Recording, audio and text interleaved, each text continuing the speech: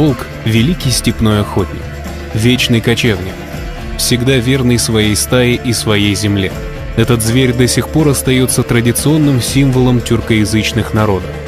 Адай – древний союз степных племен, живших на территории нынешнего Казахстана, избрал своим тотемным зверем белого волка. Смысл знака не в том, что белый волк выделяется из стаи, а в том, что белый волк седой. Он опытный вожак, за которым идут другие, которому верят, которого почитают. Летописи рассказывают, что первую колыбель для мальчиков адайцы устраивали в волчьем логове, чтобы младенец обрел звериный нюх и жизненную силу. Он должен был сизмала ощутить себя степным волком.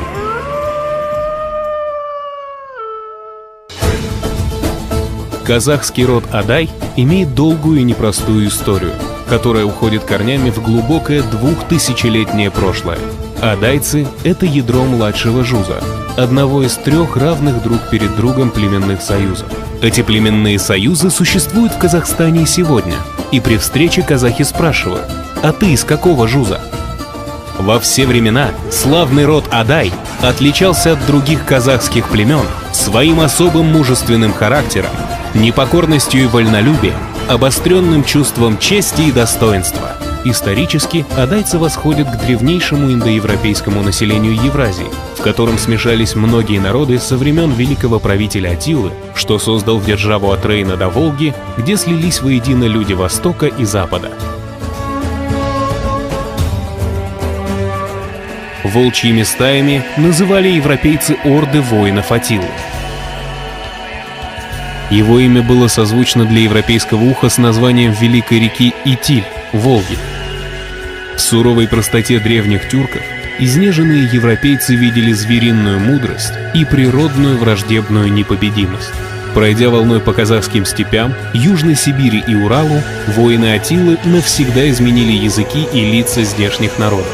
Человек, чье имя возводят к тюркскому «ата» — «отец», смотрит на нас глазами современных казахов, киргизов, башкир, восточных славян и даже германцев и венгров.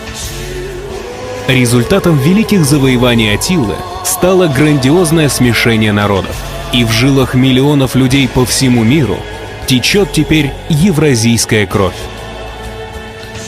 Не будет большим преувеличением назвать племя адаев генетической смесью всей планеты. Вид они имели по-настоящему богатырский. Особой приметой адайцев всегда был высокий рост.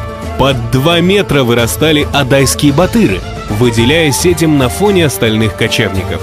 Бесстрашного войска сплошь из степных богатырей опасался даже великий воин, завоеватель Чингисхан.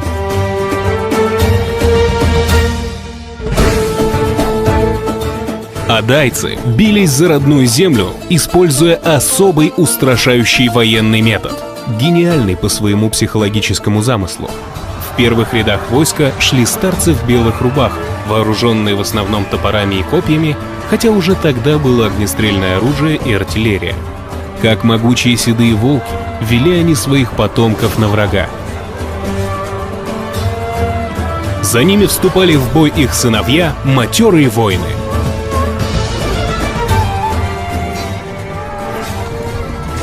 В конце в бой шли внуки, на глазах которых погибли их отцы и деды. Внуки — самая мощная и непобедимая сила в битве.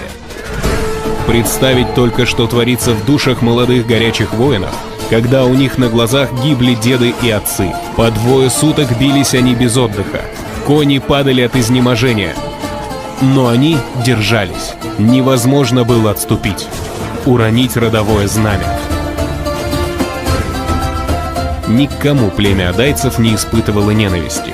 Никогда они первыми не начинали войну. Но если над родиной сгущались тучи, если в помощи нуждались добрые соседи, род Адай объединялся, чтобы вновь дать бой силам зла, возвратить людям мир и покой.